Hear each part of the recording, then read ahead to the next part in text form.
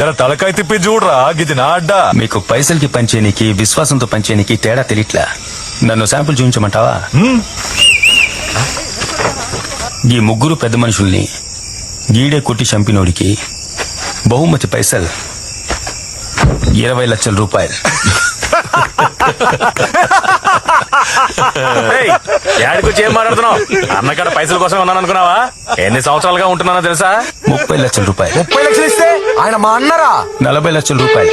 అన్నా ఏంటన్నా ఆడు మాట్లాడుతుంటే ఊరుకున్నావేంటన్నా? నువ్వు ఓని ఒక్క మాట చెప్పు. 50 లక్షల రూపాయలు. ఏంట్రా పెంచుకుంటూ పోతున్నావు? 60 లక్షల రూపాయలు. పొడితే రాగండి. నువ్వు జరుండే అన్నేదో చెప్తున్నాడుగా. 70 లక్షల రూపాయలు. అన్నా నేను గేటు దగ్గర పోయి ఎవడు రాకుండా చూసుకుంటా. 80 లక్షల రూపాయలు. 80 లక్షలా? రే జరగరా. ఇప్పుడు ఈ 80 లక్షలకి లాక్ చేద్దామా? 80 లక్షలు సమంగా పచ్చుకుని వీళ్ళ సంగతి ఏంటో మేము చూసుకుంటామన్నా. ఇప్పుడు సమజైందా పైసలకి విశ్వాసానికి తేడా ఏందో?